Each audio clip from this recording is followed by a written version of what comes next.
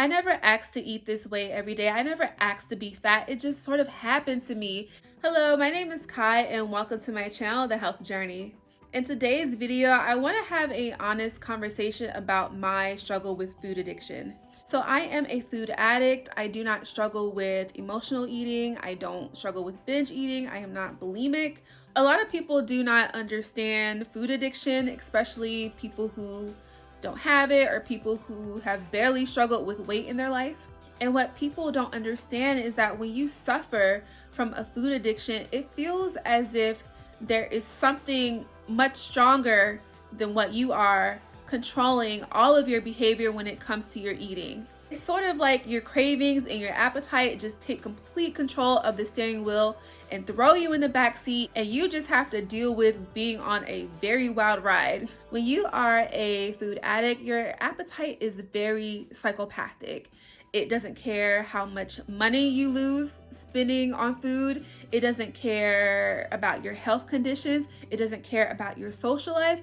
All it cares is that you feed it what it wants. And there have been so many times where I ate food just to shut up my appetite, just so that I didn't have to hear it anymore.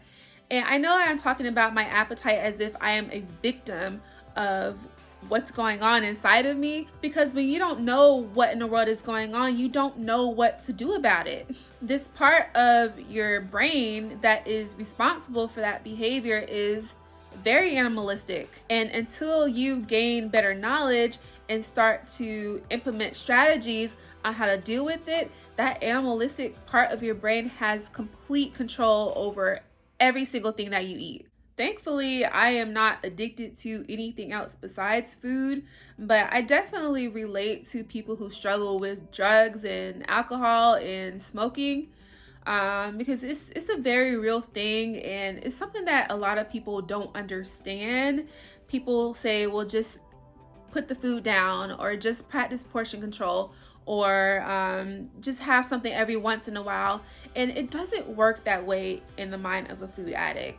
When you are a food addict, you sometimes have to have a all or nothing mentality, because you feel like that is the only thing that actually works. Because we know for a fact that once we intake too much of something that is highly addictive, that's it. There's no going back from there.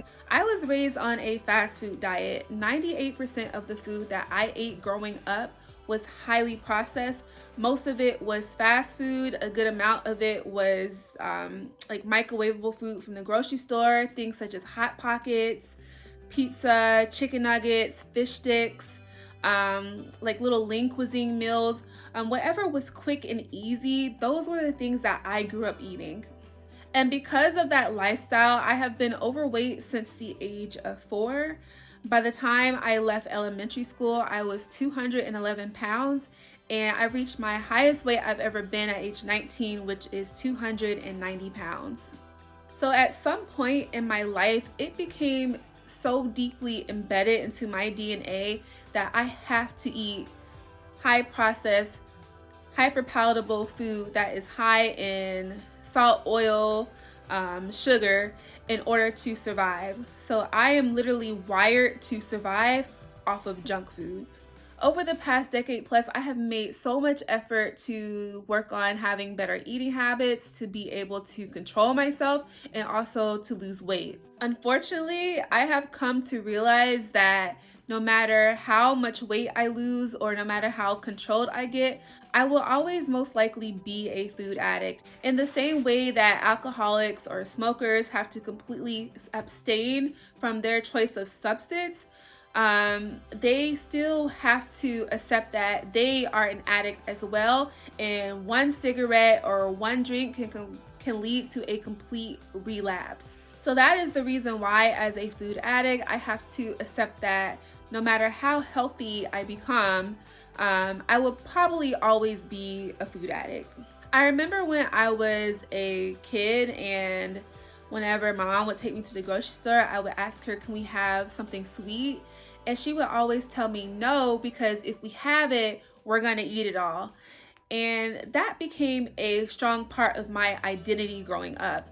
I grew up to believe, and I still have this subconscious core belief, that whenever I have something in my home that is very pleasurable and highly addictive, I eat it all. And so, because I have that belief, that is exactly what I end up doing. I also remember as a kid, whenever a rare opportunity would come where I got to have something sweet, I definitely ate it all, and my mom would have a talk with me telling me pretty much that I need to practice portion control. But the way that I look at it is, if I never had the opportunity to practice portion control from the beginning, how am I going to suddenly make complete control of how much I eat just randomly appear when I'm eating something that I've never really had the opportunity to enjoy? By the time I was a teenager, my weight kept increasing throughout the years, and I remember there being adults in my life telling me that you need to lose weight. And especially my doctor, she was the worst. She would get so disappointed every time I came back for a checkup and my weight was the same or even higher.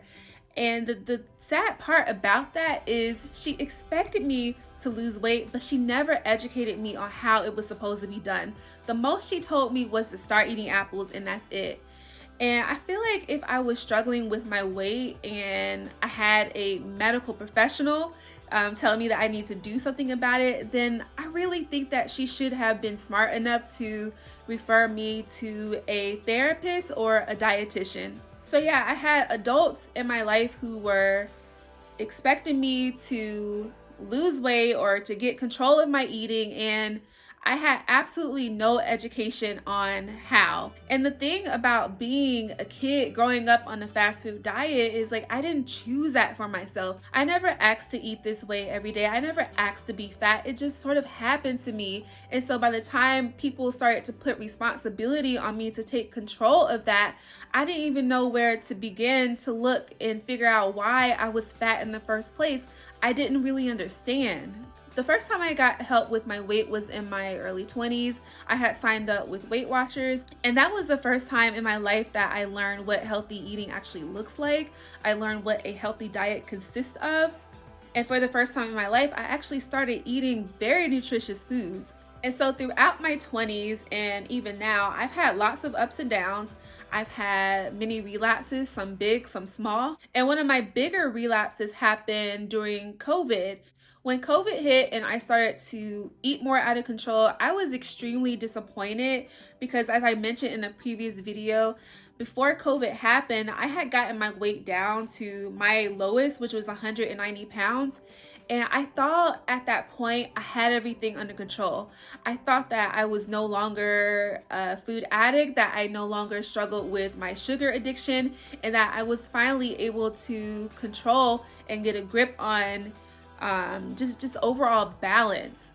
I ate really healthy during that time, the healthiest I've ever eaten before.